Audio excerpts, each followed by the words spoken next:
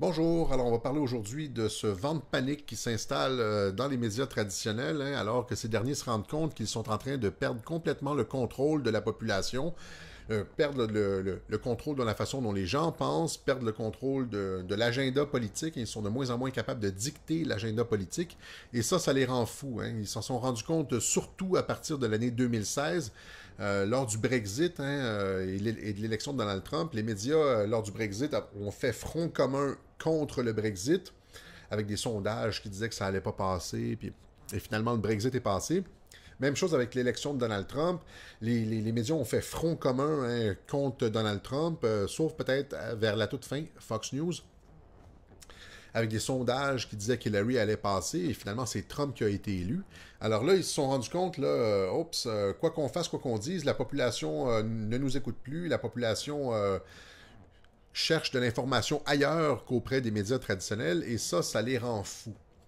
Alors, voilà, donc, ce qui se passe maintenant, c'est que avec l'arrivée d'Internet, on est capable de juger du travail des journalistes. Les citoyens sont capables de vérifier si un journaliste dit la vérité. C'est-à-dire, lors d'une manifestation, le journaliste peut dire il y a 300 personnes seulement, mais les gens sur place avec des cellulaires sont capables de le contredire en montrant la foule, en disant non, il y a réellement 4000 personnes. Même chose, quand, par exemple, Radio-Canada nous dit que l'immigration, ça se passe très bien, bien, on a juste à regarder en Europe avec des centaines et des centaines et des centaines de clips de ce qui se passe en Europe. On peut dire non, c'est pas tout à fait le cas. Merci beaucoup Radio-Canada. Alors, ce qui se passe maintenant, c'est que Internet est capable de surveiller le travail des journalistes. Les journalistes n'aiment pas du tout ça. Internet est rendu le 5e pouvoir. Alors, il y a les théories des 3 pouvoirs traditionnels, l'exécutif, le législatif et le judiciaire. L'exécutif, c'est les ministres. Premier ministre, les ministres. Le législatif, c'est le Congrès. C'est comme le parti au pouvoir. C'est l'Assemblée nationale. Puis le 3e pouvoir, c'est le judiciaire. C'est la police, les juges. Puis il y a toujours eu cette idée que les médias représentaient le 4e pouvoir. C'est-à-dire que c'est eux qui surveillaient les 3 premiers. Les journalistes étaient là comme les chiens de garde des 3 premiers. Vous comprenez? Les journalistes se sont toujours présentés comme les gardiens de la démocratie, les gardiens contre toutes les dérives. Ils étaient le 4e pouvoir, celui qui surveillait les 3 premiers. Eh bien, depuis qu'on a Internet, on s'est rendu compte que le 4e pouvoir était biaisé à l'os, puis qu'il opérait plutôt de mèche avec les 3 premiers contre la population, dans beaucoup de cas, disons. Alors, Internet nous a permis de surveiller le travail des journalistes. C'est ça, Internet est devenu le 5e pouvoir. On est capable maintenant, en comparant les sources, là, en regardant différentes images, en regardant différentes coupures de journaux, à la rapidité à laquelle l'information circule sur Internet, là, on est capable nous autres, on est rendu le 5e pouvoir. On est capable de vérifier le travail des journalistes. Et ça les fait chier, comme on dit en québécois, de se faire observer comme ça. Et là, il y a eu un certain nombre d'opérations anti-médias sociaux récemment, dont deux dont je vais parler dans cette vidéo. Il y a eu cette offensive contre QAnon la semaine dernière de la part de médias internationaux, et puis finalement ce petit texte cette étude, cette enquête dans le Journal de Montréal de la part de Brigitte Noël sur les médias alternatifs. Alors, en ce qui concerne Q, je vais faire ça rapidement parce que c'est pas une vidéo sur Q. Il y a à peu près 2 semaines, Trump a fait un rallye à Tampa, en Floride, et a permis à plusieurs personnes avec des signes Q de rentrer dans le rallye et puis de brandir les signes Q comme ça. Les médias ont tous focusé là-dessus. Donald Trump a fait des thumbs up au Q et a fait plusieurs références, plusieurs clins d'œil à Q en parlant du numéro 17, 17, 17, qui est Q, c'est la 17e lettre de l'alphabet. Et là, les médias se sont donnés à cœur joie, ont critiqué le phénomène, ont dit que c'était une conspiration du deep web, d'extrême droite, tous les trucs habituels. Tout ce qui remet en cause le pouvoir des médias est toujours deep web, conspiration, extrême droite. Regardez, vérifiez ça. Faites le test, là. Dès que quelqu'un remet en cause le travail des journalistes, c'est extrême droite, c'est deep web, puis ils le disent même dans le reportage de la petite Brigitte Noël, ils le disent même, les experts en radicalisation disent que tout ce qui conteste le travail des journalistes, c'est toujours de l'extrême droite. Imaginez le culot que ça prend pour se présenter à la télévision pour dire ça. Dès qu'on vérifie le travail des journalistes, on est de l'extrême droite. Je veux dire, imaginez le chutzpah du gars. Hein? Chutzpah, ça fait référence à cette expression, quelqu'un qui a des couilles. Là.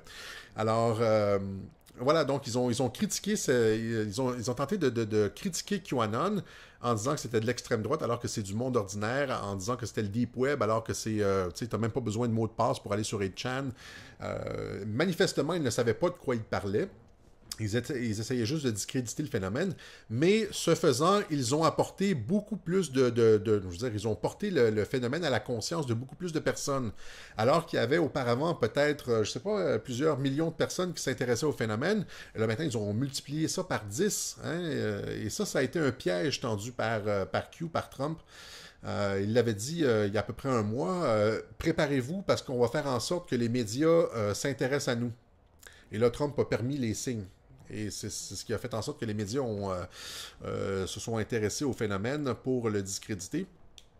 Et ceux qui veulent voir de quoi il en retourne, j'invite les gens à regarder, aller sur un site qproofs.com. qproofs.com, vous allez complètement contourner la propagande médiatique, vous allez savoir de quoi il en retourne un peu, là, qproofs.com. Alors, pourquoi les médias s'attaquent à Q? Évidemment, parce que c'est une source d'information alternative. Pourquoi il était important de mettre sur pied une source d'information alternative? Parce que les médias sont biaisés et ne traitent pas de certains sujets. Présentement, aux États-Unis, il y a des enquêtes de la part du Congrès qui tentent à démontrer une gigantesque histoire de trahison, sédition, collusion de la part du FBI, du département de la justice et de la Maison-Blanche pour faire échouer la présidence de Donald Trump par l'administration Obama, hein, quelque chose de plus gros que le Watergate. Ils ont utilisé tous les moyens de l'État pour torpiller la candidature de Donald Trump et après ça, pour le destituer en tant que président. C'est gigantesque comme histoire, mais on n'en entend pas parler. Alors, on n'en entend pas parler parce que les médias taisent l'affaire complètement, mettent ça complètement sous le tapis. Ils font complètement abstraction des informations qui sortent. Alors, c'est la raison pour laquelle il faut un réseau alternatif pour faire sortir l'information. C'est pas de la conspiration, Q. Q fait sortir l'information que les médias ne traitent pas sur cette enquête-là. Hein? C'est parce qu'il y a de la censure médiatique que Q devient nécessaire. Comme par exemple en France en 1943-44, hein, les Allemands contrôlaient une partie contrôlaient les stations de radio, etc. Et il a fallu à la résistance établir des réseaux d'information parallèles, hein, pour faire sortir l'information. Hein, c'est Radio Londres. Hein, les Français parlent aux Français. Alors c'est ça QAnon, c'est les Américains parlent aux Américains par-delà le contrôle médiatique. Hein? Alors, voilà, et ça, c'est paradoxal. Donc, ils ont fait une job de bras contre QAnon et ça va attirer beaucoup plus de personnes, beaucoup plus de curieux. C'est ce qu'on appelle l'effet Streisand. Hein? C'est quand on essaye de faire de la censure sur une information, quand on essaye de faire taire une information, eh bien, le fait de vouloir censurer une information attire beaucoup plus de curieux que si on avait juste laissé l'affaire passer. Alors, il y a beaucoup plus de curieux maintenant qui vont s'intéresser à Q alors que les médias en ont parlé, que si les médias n'avaient pas traité le sujet. Alors, c'est un piège, encore une fois, de l'administration Trump. Il a forcé les médias à parler du phénomène en sortant les signes Q. Les médias ont pensé qu'ils allaient faire une attaque sur le phénomène, mais finalement, ça va se retourner contre eux. Donc, ça, c'est QAnon. Il y a eu un autre texte là, ici, plus près de nous au Québec, cette enquête de la petite Brigitte Noël sur les médias alternatifs. Et en fait, j'ai juste quelques trucs à lui dire à Brigitte Noël. Essentiellement, c'est que ce qui est paradoxal dans son reportage, c'est qu'elle confirme tout ce que les médias alternatifs ont à dire sur les médias traditionnels. Elle confirme le fait que les médias traditionnels sont biaisés, qu'ils ne sont pas objectifs, qu'ils font des jobs de bras, qu'ils sont... tout ça. Alors, c'est paradoxal comme reportage. Hein. C'est pas super brillant. C'est-à-dire, elle tente à confirmer toute la critique des médias sociaux dans son reportage. Elle n'est pas objective. Elle est notamment juge et partie. C'est-à-dire que les médias traditionnels critiquent les médias. Et là, elle, en tant que média, en tant que parti, elle se fait à la fois juge et partie du phénomène. Et il me semble que ça enfreint les règles de déontologie de la Fédération professionnelle des journalistes du Québec.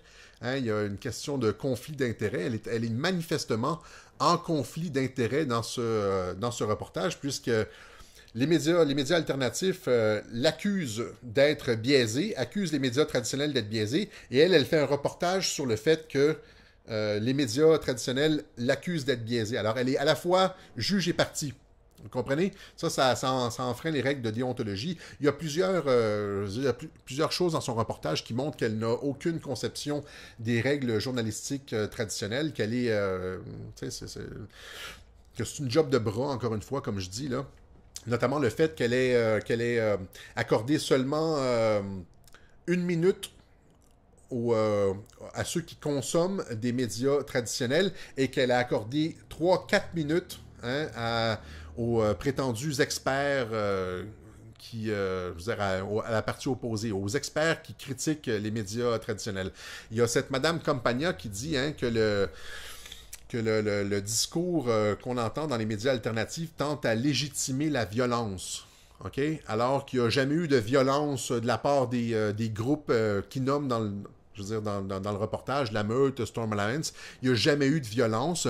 La totalité de la violence vient des groupes Antifa. C'est eux qui brisent des vitrines, c'est eux qui lancent des cocktails Molotov, c'est eux qui frappent, qui font saigner du monde. Hein? On montrera les images.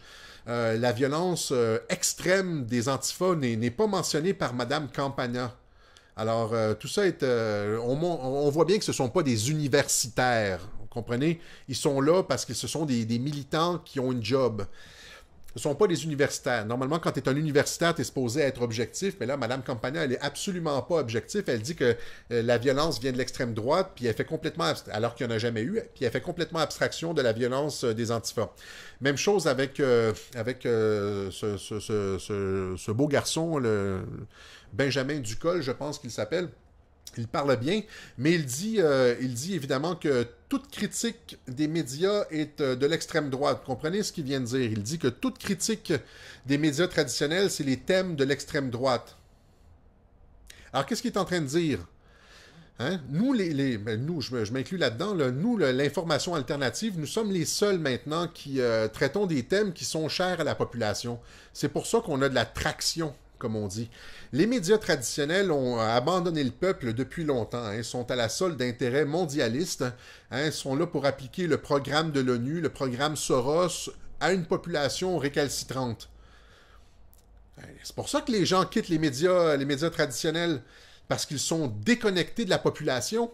Et les médias alternatifs, c'est la voix du peuple. Hein? Je veux dire, la frustration populaire de ne plus être écouté. Les préoccupations du monde ordinaire, là, elles sont répertoriées. Elles ne sont pas répertoriées, mais elles sont rapportées par qui? Est-ce qu'elles sont rapportées par Radio-Canada? L'élitisme de Radio-Canada, ou elles sont rapportées par Stupid, par les médias plus alternatifs? La réponse, on la sait, c'est laquelle? Ce sont les médias alternatifs qui sont les porteurs des aspirations de la population, des questionnements de la population. Hein? C'est pour ça que ça fonctionne de mieux en mieux. C'est pour ça qu'on est de plus en plus écouté, parce qu'on est à l'écoute de la population, alors que les médias traditionnels sont déconnectés de la population.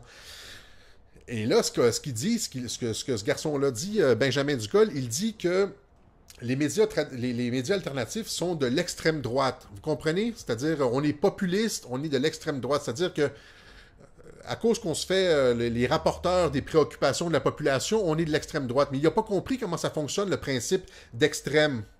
Hein? Quand 80% de la population se questionne sur quelque chose, là, c'est pas de l'extrême, ça. Quand 80% de la population se questionne sur l'immigration de masse, c'est pas de l'extrême droite, ça, c'est de l'extrême centre. Quand 80% de la population se questionne sur l'islam radical, c'est pas de l'extrême droite. Encore une fois, c'est de l'extrême centre. La marge, là, les extrêmes, c'est ceux qui se questionnent pas sur l'islam radical. Vous comprenez qu'ils sont à la marge. Ils sont à l'extérieur du centre. Quand 80% du monde pense une chose, c'est pas des extrêmes. Okay? Alors, le monsieur Benjamin Ducol, il va devoir revoir ses catégories parce que, essentiellement, il lui manque quelque chose. Là, en tout cas, il me semble plus être un militant que quelqu'un qui a réellement réfléchi à ces questions de base. Alors c'est ça, donc le reportage de Brigitte Noël m'apparaît totalement biaisé. Elle échoue à plusieurs niveaux entre, je veux dire, en ce qui concerne les standards journalistiques. Elle est juge et partie et elle n'accorde pas le même temps d'antenne, notamment entre les experts et les personnes qu'elle interviewe. Elle interviewe d'ailleurs des personnes qui sont juste des consommateurs. Hein, elle n'est pas venue me questionner. Elle ne questionne pas Richard Lehir, hein, l'ancien ministre Richard Lehir. Elle ne questionne pas Cormier-Denis. Elle n'a pas questionné des personnes qui étaient articulées et qui auraient pu lui donner une réponse à ces questionnements. Elle est allée questionner du monde ordinaire face à des universitaires. Alors, il y a quelque chose, il y a un problème de cohérence ici et de rigueur. Ça, c'est une chose. Alors, en fait, c'est ce que j'ai à dire sur le reportage de la petite Brigitte Ducol, c'est-à-dire qu'elle confirme tout ce qu'on sait sur les médias, c'est-à-dire qu'ils sont biaisés, qu'ils font un travail bâclé, puis qu'ils sont là pour défendre l'idéologie dominante. Maintenant, si Brigitte Ducol veut savoir pourquoi la population a décroché des médias de masse, hein, il y a plusieurs raisons. C'est-à-dire que ça fait un certain nombre d'années qu'on les voit aller, les médias de masse, les médias mainstream. On les voit faire notamment des entrevues totalement biaisées. Ils vont rencontrer des personnes qui sont considérées comme la dissidence, là, comme Tommy Robinson, comme, mettons, Vic Survivaliste. Et là, et je vous invite, là, je vais laisser l'article qu'elle a fait, que cette même Brigitte Noël a fait avec Vic Survivaliste dans la section commentaires en bas. Vous allez voir que je veux dire, ils ont eu une approche totalement biaisée. Hein? Ils ont totalement manipulé l'information pour faire dire à Vic qu'est-ce qu'ils voulaient. Alors, puis là, maintenant, la plupart des personnes dans la dissidence, hein, les personnes qui questionnent le discours médiatique officiel, se promènent, lorsque les journalistes les interviewent, se promènent avec un cellulaire pour enregistrer la conversation, parce qu'on ne fait plus confiance aux journalistes. On ne fait plus confiance aux journalistes. Vous nous avez trop longtemps, trop souvent menti et manipulé les propos qu'on tenait dans vos reportages. Alors, des reportages biaisés. Il y a eu notamment, tu sais, Wikileaks a rendu public la liste des journalistes qui avaient collaboré avec le Democratic National Congress. Alors, beaucoup des journalistes qu'on voit à la télévision, qui se présentent à la télé avec un air sérieux, etc., étaient totalement de mèche avec la campagne d'Hillary Clinton. Des gens qui sont totalement biaisés et qui se présentent comme des gens objectifs. Alors, il y a eu aussi les vidéos de Projet Veritas, hein, où est-ce que Projet Veritas infiltre avec caméra cachée des organisations comme CNN, et là où est-ce qu'il fait parler les personnes, hein, les personnes disent, il n'y en a pas de collusion avec la Russie, on le sait, on fait ça, on fait mousser cette affaire-là juste pour les codes d'écoute, où est-ce que ils méprisent le monde ordinaire et on les a entendus, ces entrevues-là, où est-ce que les journalistes expriment leur mépris du monde ordinaire, où est-ce qu'ils disent qu'ils font ça juste pour les codes d'écoute, qu'il n'y a rien de vrai, que c'est pas objectif, où est-ce qu'ils collaborent avec des campagnes électorales, où est-ce qu'ils se sont vendus essentiellement. On les a, les informations, hein, ça sort de plus en plus. Le rapport de l'inspecteur général, notamment Horowitz, où est-ce qu'il montre, le rapport Horowitz, c'est le rapport de l'inspecteur général du FBI et du département de la justice, qui montre comment les journalistes ont collaboré avec des personnes du FBI, de l'État profond, pour couler des informations sur Trump, hein, où est-ce qu'ils étaient totalement de mèche avec l'État profond, où est-ce qu'ils avaient perdu toute objectivité journalistique. Hein. On va les montrer, ces graphiques-là aussi. C'est sorti dans des rapports officiels. Vous êtes vendus, vous avez un biais idéologique et nous ne sommes plus, nous n'entendons plus participer à cette espèce de cirque médiatique où est-ce que vous faites croire que vous êtes objectif alors que vous ne l'êtes pas. Voilà. Alors ça, c'est le troisième point. Finalement, je voulais finir avec ça. On entend de plus en plus les journalistes qui se plaignent d'être les sujets d'attaque, notamment de la part du président Trump et de la part de différents politiciens, de la part des médias sociaux, etc. Il faut faire comprendre aux journalistes que vous avez attiré ça sur vous-même, n'est-ce pas? On nous présente les journalistes comme les défenseurs de la démocratie, hein, le quatrième pouvoir. Et on dit, quand on attaque les journalistes, on attaque la démocratie. Hein, quand on attaque les journalistes, on attaque la liberté de presse. Et c'est le début de l'autoritarisme et du fascisme, etc.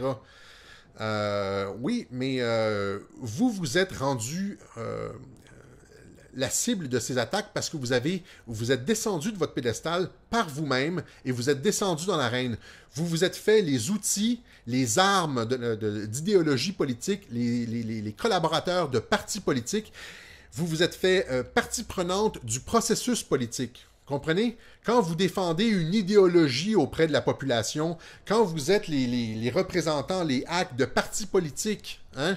Quand les journalistes, par exemple, contactent la campagne d'Hillary Clinton pour dire dites-moi quoi écrire sur tel sujet ou quelle question vous voulez que je pose à Donald Trump lors de mon entrevue, quand vous êtes totalement à la solde d'un parti politique, vous êtes, comment je pourrais dire, vous devenez une cible vous-même.